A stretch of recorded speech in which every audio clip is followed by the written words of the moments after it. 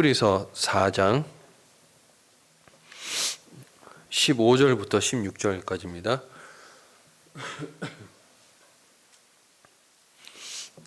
히브리서 4장 15절부터 16절까지입니다.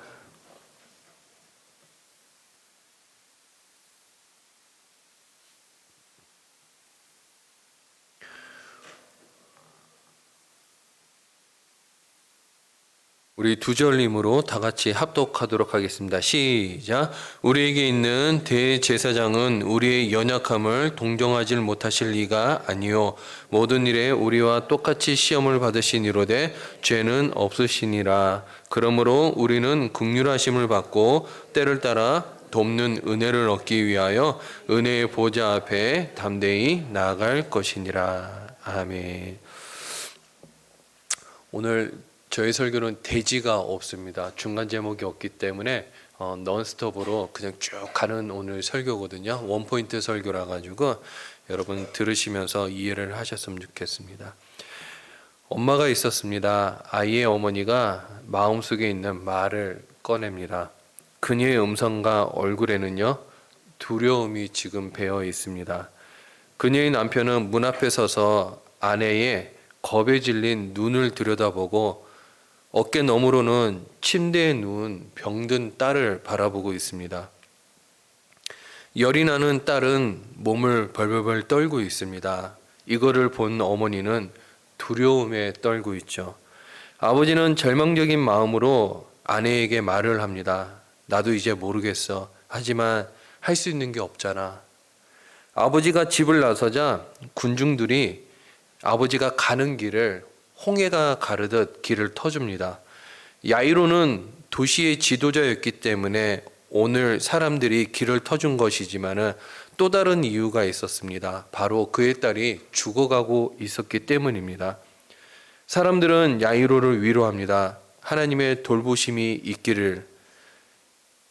하지만 누군가 이런 말의 위로를 건네지만은 야이로는 이 말이 위로가 되지 않습니다. 야이로는 속으로 생각합니다. 예수님이 진짜 병을 고칠 수 있을까? 예수님이 우리 가족에게 마음을 쓰실까? 예수님이 진짜 우리 집에 오시려고 할까? 야이로는 빠른 걸음으로 가버나움이라고 하는 어촌 마을을 가로지릅니다. 군중들은 지금 야이로가 어디로 가는지 누구를 만나러 가는지 알고 있습니다. 야이로는 지금 예수님을 만나러 가는 길입니다. 해안가가 가까워지자 무리에게 둘러싸여지신 예수님의 모습이 보이기 시작합니다. 한 사람이 예수님에게 회당장 야이로가 왔음을 알리며 이것을 들은 무리들은 예수님 주변으로 비켜나기 시작합니다. 마을 사람들이 길을 터주는 모습이 마치 홍해가 갈라지는 듯합니다. 야이로는 곧장 예수님 앞에 가자마자 이렇게 얘기를 합니다. 현대인의 성경인데요. 예수님의 발 앞에 엎드려 제 어린 딸이 죽어갑니다. 제발 오셔서 손을 얹어 살려주십시오 하고 간청했고 예수님이 그를 따라가시자 많은 사람들이 뒤따라가며 서로 밀쳤습니다. 이 현대인의 성경이죠. 예수님이 기꺼이 따라 나시자 야이로의 눈에는 눈물이 고이기 시작합니다. 오랜만에 이 아버지는 영혼의 한 줄기 햇살이 비치는 듯 그런 마음이 들었습니다. 이 야이로는 거의 뛰다시피 하며 예수님을 자기 집 쪽으로 인도하기 시작했습니다. 야이로는 이제 곧 기적이 일어날 거라고 믿고 있습니다. 예수님은 우리 가정을 도우실 수 있어. 예수님은 우리 가정에 마음을 쓰실 수 있어. 예수님은 진짜 우리 집에 오시고 계시는 중이야. 사람들은 방해가 되지 않도록 예수님 뒤에 따라옵니다. 하인들은 미리 가서 야이로의 아내에게 이 사실을 알립니다. 하지만 그때 예수님이 멈춰 서십니다. 야이로는 10여 걸음 더 간 후에야 내가 진짜 혼자 걷고 있다라는 사실을 알아차렸습니다. 예수님이 멈춰 서시자 사람들도 멈춰 섰습니다. 그리고 예수님이 누가 내 옷에 손을 대었느냐? 라고 질문을 합니다. 사람들은 서로 고개를 향해 돌려보지만은 제자들은 예수님께 대답합니다. 아무도 없습니다. 사람들은 다른 누군가가 앞에 한 발짝 나서기를 바라며 뒤로 물러섭니다. 야이로는 누가 예수님의 손을 댔는지 알지 못했습니다. 솔직히 누가 되었든 야이로는 관심이 없습니다. 지금 야이로에게는 지금 소중한 시간이 흐르고 있고 소중한 그의 딸이 죽어가고 있었기 때문입니다.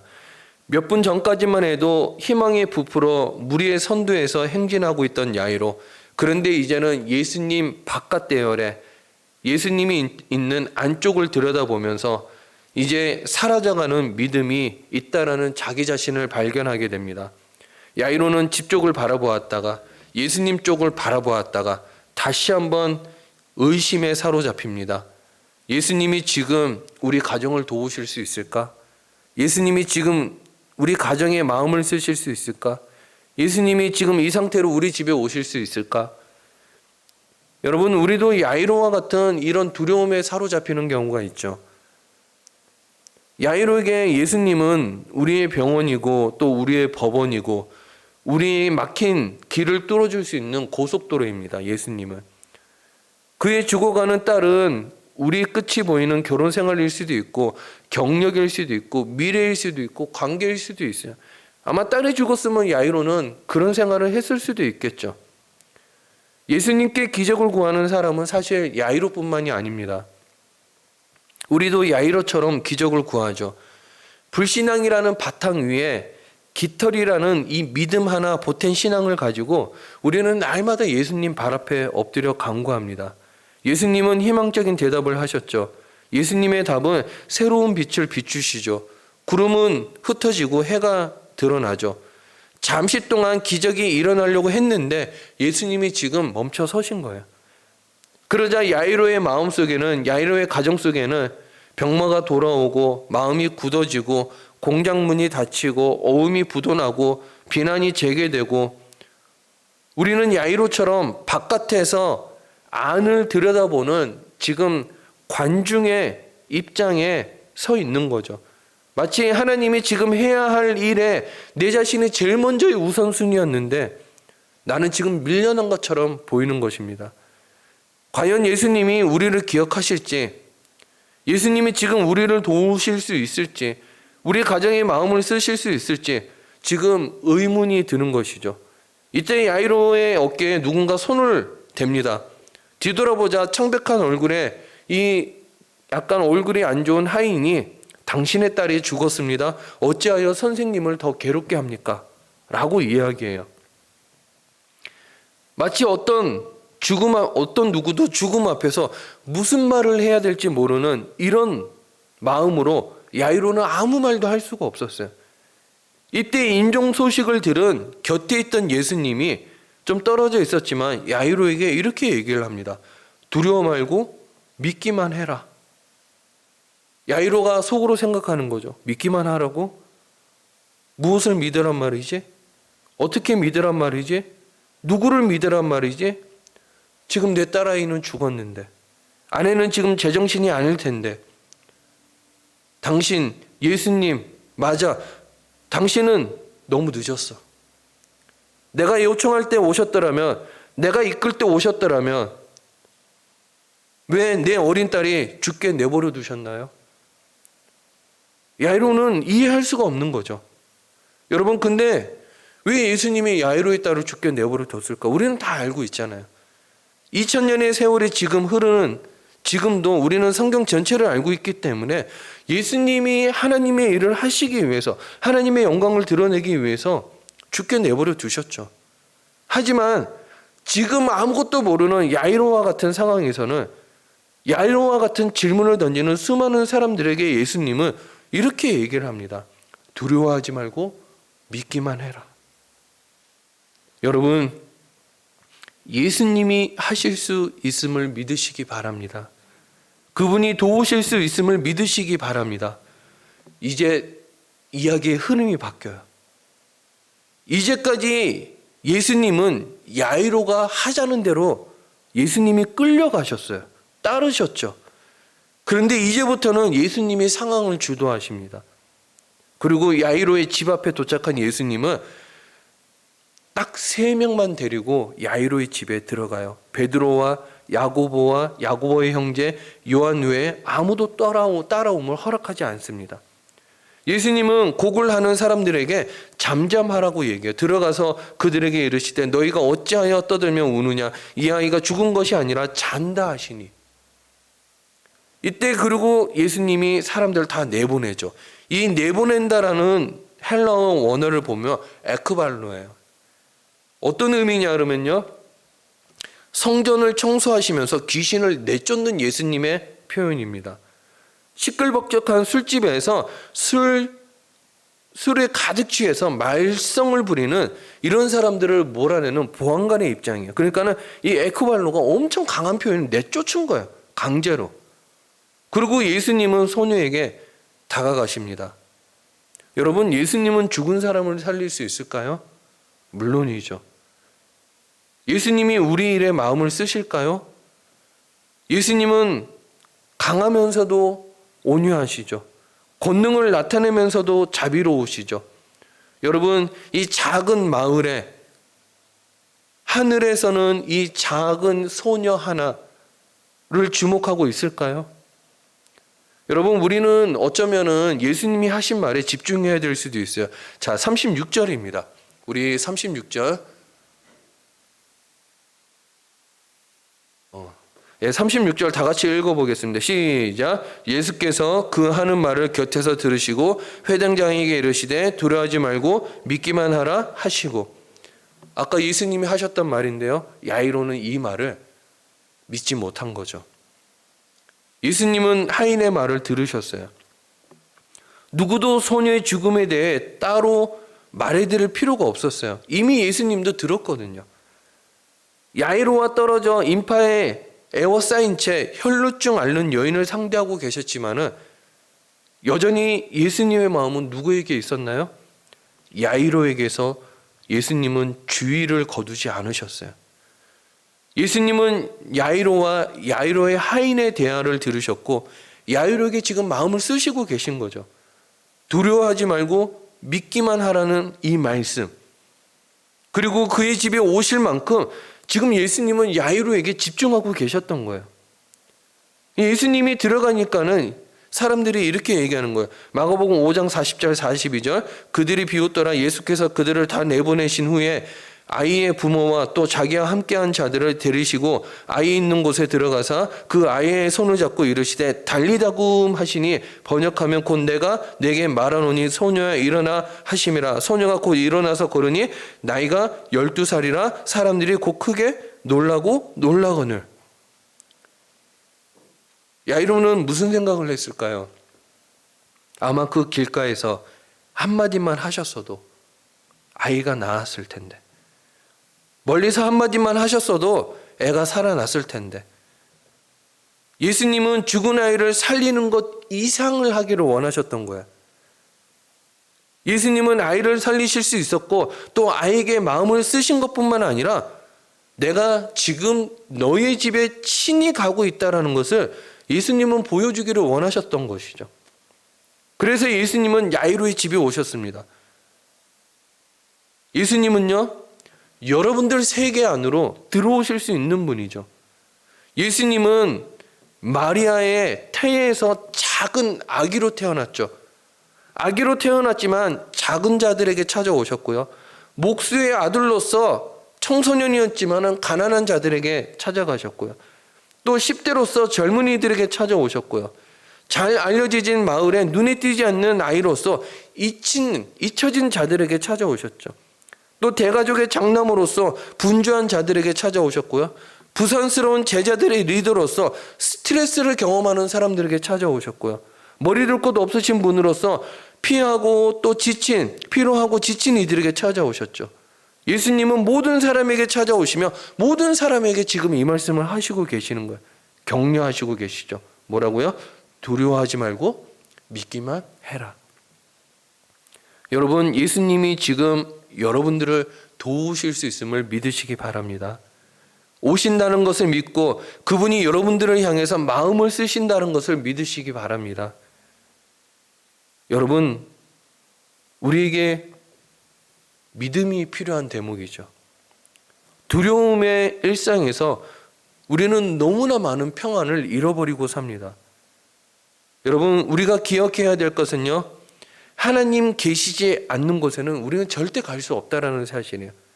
이사도 갈 수 있고 군 입대도 할 수 있고 파견 근무를 나갈 수도 있지만 병원에 입원할 수 있지만 하나님이 계시지 않는 곳에는 우리는 절대 갈 수가 없어요. 하나님이 허락하지 않기 때문이죠. 마태복음 28장 20절 이렇게 얘기해요. 예수님은 내가 너희와 항상 함께 있으리라고 이렇게 말씀하셨죠. 그래서 예수님은 야이로에게 그렇게 말씀하셨어요. 두려워하지 말고 믿기만 해라. 여러분, 두려움이 있다라는 것이 곧 믿음이 없다라는 뜻이 아닙니다. 두려움은요, 모든 사람에게 찾아와요. 심지어 예수님도 두려움이 있으셨죠. 하지만 두려움이 거주자가 아니라 방문자가 되게 해야 된다는 거예요. 두려움은요, 이미 많은 것을 앗아갑니다. 웃음을 앗아가고 또 미소를 앗아가고 평범한 낮과 평안한 밤과 활기찬 낮을 앗아가죠. 여러분들 안에 두려움이 있습니까? 여러분, 우리는 그 두려움의 강을 건너야 돼요. 만약에 말이죠. 야이로가 하인에게서 당신의 딸이 죽었습니다 하는 그 시점에 다시 우리가 돌아간다 그러면은 야이로가 그때 이런 행동을 했다라면요. 예수님을 돌려보냈더라면 죽음이 그의 희망을 앗아갔었겠죠. 여러분들이 예수님을 돌려보낸다면 기쁨이 사라지고 웃음이 아마 자취를 감출 거예요. 내일이 오늘의 두려움이라는 무덤 속에 묻히게 되는 거죠. 여러분, 우리는 어떤 실수를 범합니까? 상황이라는 현장 안에 우리가 결과가 나면 그땐 예수님 필요 없다라고 생각하는 거예요. 여러분, 절대 그렇지 않습니다. 저는 여러분들에게 이렇게 도전하고 싶어요. 날마다 좋은 일을 기대하시기 바랍니다. 예수님이 도우실 수 있다는 것을 믿으시기 바랍니다. 여러분들에게 마음 쓰신다는 것과 여러분들의 가정과 여러분들 자신에게 찾아온다는 것을 믿으시기 바랍니다. 우리에게 필요한 것이 무엇입니까? 두려워하지 말고 믿기만 해라. 자, 그렇다면 왜 예수님은 우리를 동정하실까요? 여러분, 우리는 두려움에 빠지면 주저앉아 버려요. 최선의 노력을 다했지만 다가오는 두려움 앞에 결국 넘어지고 거꾸로지죠. 최선의 노력을 기울였는데도 불구하고 나가 떨어져요. 지금의 모습과 또 되고 싶은 모습 사이에는 이 거리가 좀처럼 좁혀지지 않는 거예요. 현실 때문에. 우리는 이때 무엇을 해야 될까? 우리는 어디로 향해야 될까? 현실과 미래에 소망하는 사이에 간극이 좁혀지지 않을 때, 나가 떨어졌을 때, 거꾸로졌을 때, 넘어졌을 때, 주저앉았을 때, 여러분들은 그런 생각하지 않나요? 지금 내가 무엇을 해야 될까? 어디를 향해야 될까? 야이로처럼 우리도 그때 연약해질 수밖에 없는 거예요. 시리에 빠지고 우리의 비전은 희미해져 가는 거죠. 아침에 해가 뜨면 안개가 사라지는 것처럼 모든 것이 사라지죠. 여러분, 사람이 약하다라는 것은 보통 두 가지로 의미를 나타낼 수 있어요. 첫 번째는 뭐냐면요, 세상에서 정말 가진 것이 없는 사람들, 가진 것이 없기 때문에 잃을 것도 없는 사람들은 그 근본 자체가 약해요. 마음이 자신감도 없고요, 의지도 약하죠. 그리고 두 번째 약한 사람은요, 자신이 가진 권력, 재산, 특권을 다 가지고 있어요. 하지만 이것을 배설물로 여길 만큼 예수님께 헌신된 믿음으로 사는 이 마음이 없는 거예요. 이게 믿음의 사람의 약함이죠. 우리에게는 이 두 가지 약함이 다 존재합니다. 마가복음 9장에 가면요, 괴롭고 가련한 한 아버지가 나와요. 미래의 희망이 없는 아버지가 나오죠. 귀신 들린 아이의 아버지는요, 예수님 앞에서 자신의 고통을 호소해요. 자신의 믿음이 의심으로 가득 차 있다라고 자신의 약함을 고백해요.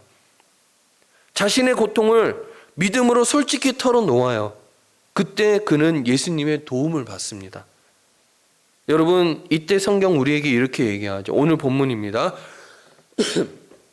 여러분들만 한 목소리로 히브리서 4장 15절 16절 다 같이 읽겠습니다. 시작. 우리에게 있는 대제사장은 우리의 연약함을 동정하지 못하실 리가 아니요 모든 일에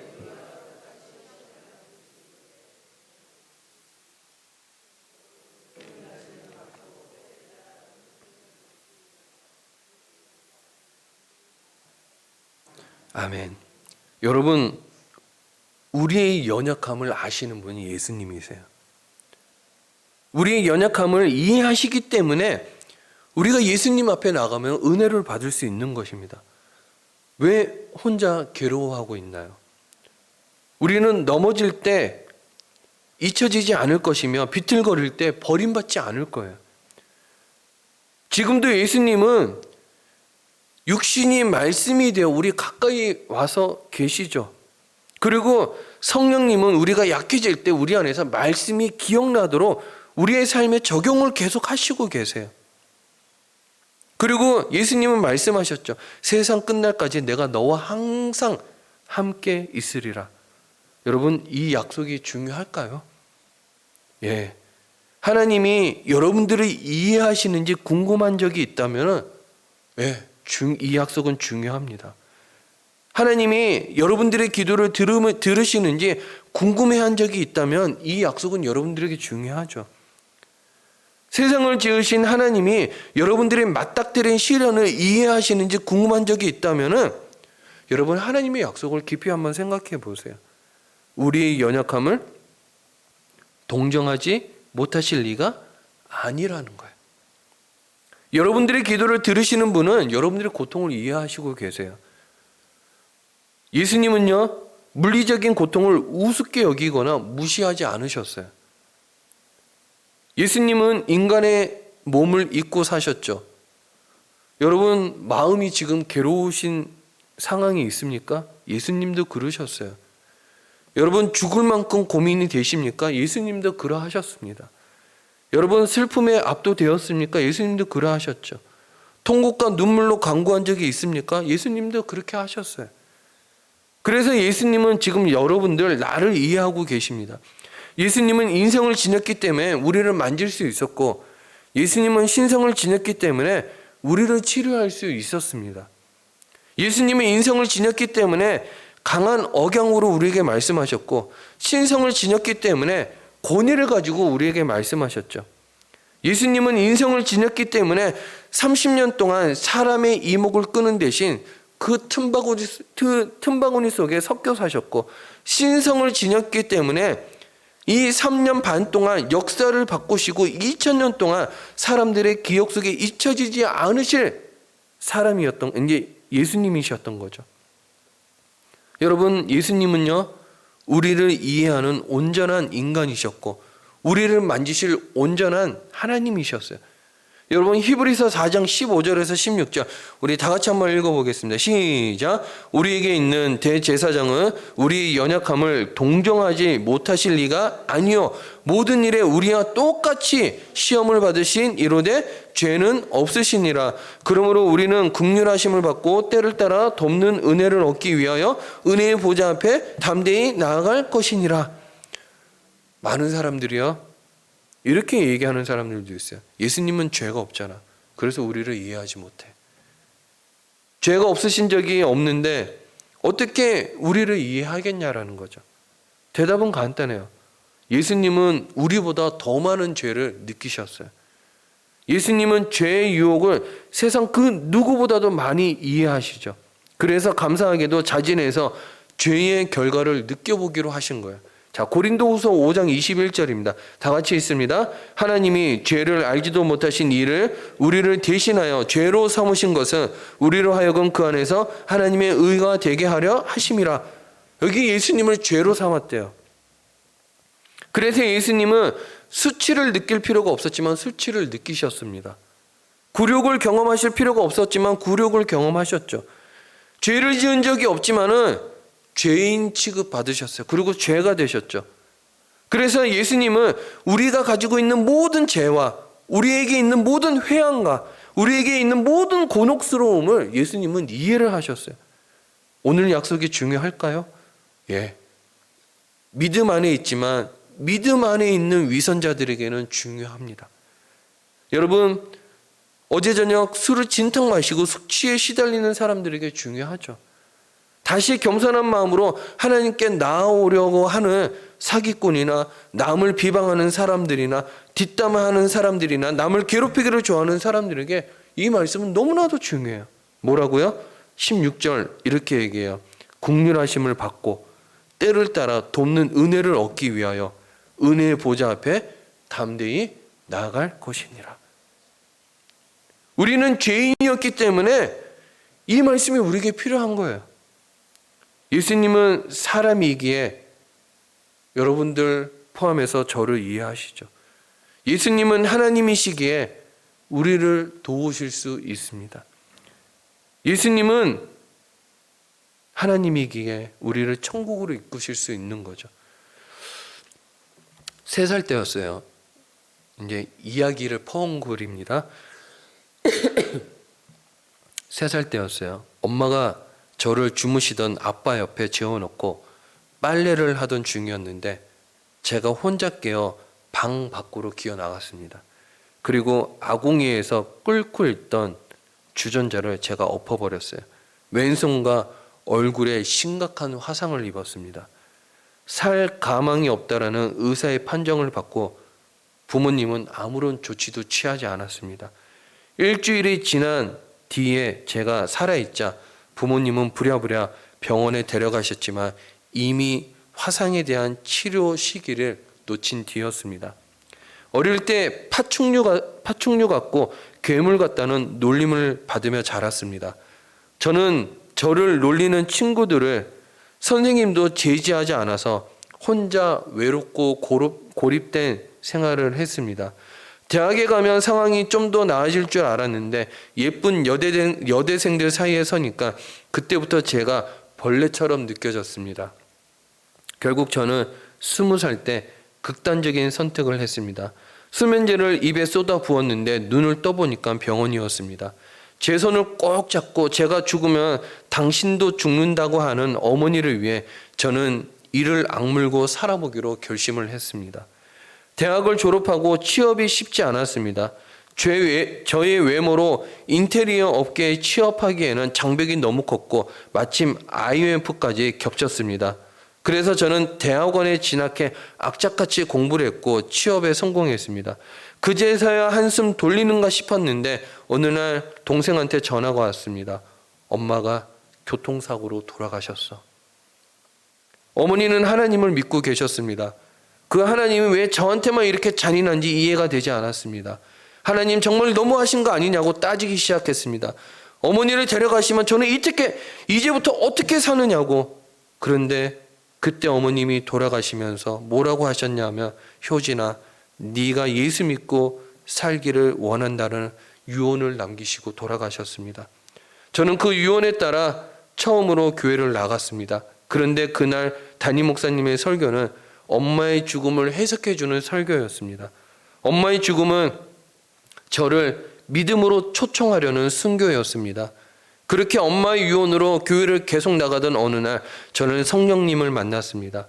성령님은 얼굴에 화상 입은 저에게 너는 진정한 하늘의 미인 미스 헤븐이라는 이름을 주셨습니다. 세상의 눈으로 예쁜 얼굴로 비춰지지 않아도 하나님 나라에서는 가장 예쁜 하늘 미인이라는 뜻이었습니다. 이 음성을 통해 깊은 내면의 상처를 딛고 완전히 새로운 삶으로 향할 힘을 부여받았습니다. 화상으로 얼굴을 잃었지만 대신 크신 하나님의 사랑과 은혜를 얻었습니다. 여러분, 우리는요 스스로 이렇게 할 수 있는 힘이 없어요. 하지만 예수님은 여러분들에게 없는 힘을 가지고 계시죠. 여러분, 대제사장이신 예수님은요 여러분들을 도우려고 하세요. 여러분, 질문 하나 드리겠습니다. 여러분 진짜 구원 받았습니까? 많은 사람들은 이 사실을 알지 못해요. 그래서 불안에 떨고 구원받았다고 생각하고 그러기를 바라지만 마음에 확신이 없어요. 우리가 하나님 앞에 서면 우리가 한 서약을 하나님이 과연 잊으시진 않으셨을까? 우리는 하나님의 천국 대기 명단에 올라 있진 않을까? 어느 날 믿음이 굳건했다가 다음 날 믿음이 희미해지고, 한 시간 동안은 열심을 냈다가 다음 시간에는 시들해지고, 믿음이 있다 없다, 우리의 삶은 늘 롤러코스터를 타기 시작하죠. 이렇게 생각할 때 우리는 중간에 선을 하나 딱 끊고 우리의 믿음이 그보다 위에 있으면 좋겠다. 그때 하나님이 나를 받아들여지지 않을까? 내가 그 아래에 있으면 하나님께 해고 통보를 받지 않을까? 구원을 받았다가 구원을 잃어버렸다가 천국에 들어갔다가 천국에 나왔다가 구원의 타이밍은 문제가 되고, 우리는 그저 믿은 이 기준선 위에 있을 때 죽기를 바라는 수밖에 없는, 안정감도 없고 안정성도 없고 확신이라는 것은 하나도 없는, 여러분, 하지만요, 하나님의 기대는요, 우리가 생각하는 것보다 저 아래에 있어요. 예수님의 기대치는 그렇게 높지 않아요. 요한복음 10장 28절입니다. 우리 다 같이 한번 읽어보겠습니다. 시작. 내가 그들에게 영생을 주노니 영원히 멸망하지 아니할 것이요 또 그들을 내 손에서 빼앗을 자가 없느니라. 예, 구원을 한번 받으면 잃어버리지 않는다라는 거예요. 요한복음 5장 24절입니다. 읽겠습니다. 시작. 내가 진실로 진실로 너희에게 이르노니 내 말을 듣고 또 나를 보내신 이를 믿는 자는 영생을 얻었고 심판에 이르지 아니하나니 사망에서 생명으로 옮겨졌느니라. 여러분, 우리는 옮겨짐을 받은 사람이죠. 구원은 절대 자격이 박탈되지 않는다라는 거예요. 우리 믿음이 좋아졌다 나빠졌다 하지만은 하나님 나라에서 절대 쫓겨나지 않습니다. 게다가 하나님은 우리를 확신하게 그분의 소유로 도장 찍어 주셨죠. 여러분들 무엇인가를 새 거를 사면은요, 이니셜을 새겨요. 요즘에 청년들이 에어팟이나 삼성의 이제 이어셋을 사면요, 거기에 자기의 소유임을 이니셜을 새기죠. 노트북에도 또 핸드폰에도. 농장 소유주는요, 자기 소에다 마크를 찍어요. 여러분, 하나님은 우리에게 도장을 찍으셨어요. 너는 내 것이다라고. 여러분, 구원을 받았다가 취소되는 일은 성경에 나오지 않습니다. 구원은 반복적으로 일어나는 현상이 아니에요. 성경에는 구원받았다가 잃어버린 바 되든가 다시 구원받았다가 또 잃어버린 바 되는 그런 사람의 예는 나오지 않아요. 구원의 확신이 없는 곳에 평안이 없으며, 평안이 없으면 기쁨도 없고, 기쁨이 없으면 두려움에 기초한 삶을 살게 되겠죠. 이것이 과연 하나님이 우리를 창조하신 하나님의 뜻일까요? 결코 아니에요. 은혜는요, 다음과 같이 선포되는 확신에 찬 영혼을 창조하게 되어 있어요.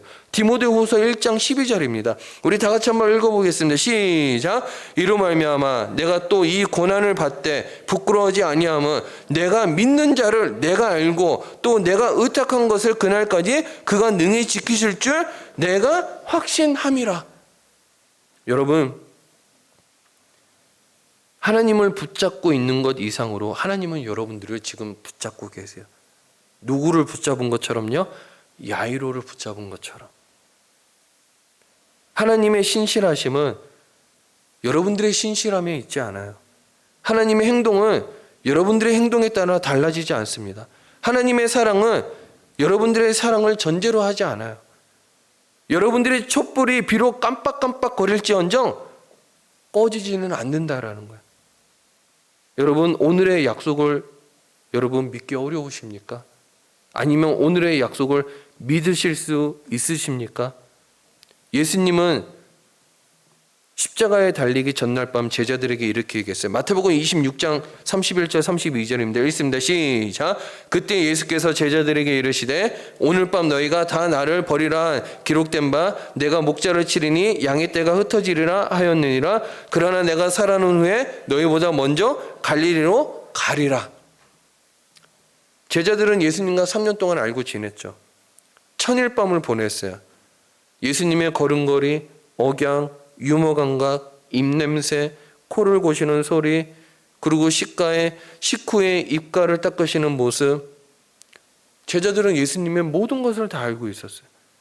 떡이 몇 배로 불어나고 나병 환자가 깨끗이 낫는 것을 봤고, 물이 포도주로 변하는 것도 봤고, 도시락이 뷔페로 변하는 것도 봤고, 죽은 나사로가 살아나고 소경의 눈에서 진흙이 떨어지는 것도 보았고, 3년 동안 예수님의 제자들은 제일 앞에서 드라마를 관람했죠. 근데 반응이 어땠습니까? 예수님은 제자들에게 너희가 다 나를 버릴 거야. 진짜 제자들은 예수님에게서 떨어져 나갔죠. 등을 돌렸죠. 달아났죠. 그리고 한여름에 아스팔트 위에 떨어진 청동처럼 녹아내렸죠. 그러나 예수님의 약속은 굳건했어요. 흩어진 제자들에게 이렇게 얘기합니다. 너희 잘못은 크지만 내 은혜는 더 크다. 너희가 넘어지면 내가 붙잡아 줄 것이고 너희가 흩어지면 내가 다시 불러 모을 것이고 너희가 내게 등을 돌리면 내가 너희에게로 향할 것이고 내가 너희보다 먼저 갈릴리에 가서 너희를 기다릴게. 베드로가 뭐라 그랬는지 아세요? 이렇게 얘기했어요. 모두 주를 버릴지라도 나는 결코 주를 버리지 않겠습니다. 여러분, 이때 베드로의 모습이 가장 훌륭한 때가 아니에요. 모두 주를 버릴지라도 베드로 참 오만했죠. 나는 결코 주를 버리지 않겠나이다. 베드로는 자기 만족적이었죠. 베드로는 자기의 힘을 믿었고요. 그 힘은 곧 사라질 것을 예수님이 아셨어요. 예수님이 이렇게 얘기하죠. 누가복음 22장 31절 32절입니다. 다 같이 읽어보겠습니다. 시작. 시몬아 시몬아 보라 사탄이 너를 밀 까부르듯 하려고 요구하였으나 그러나 내가 너를 위하여 내 믿음이 떨어지지 않기를 기도하였노니 너는 돌이킨 후에 내 형제를 굳게 하라. 예수님은 알고 계셨어요.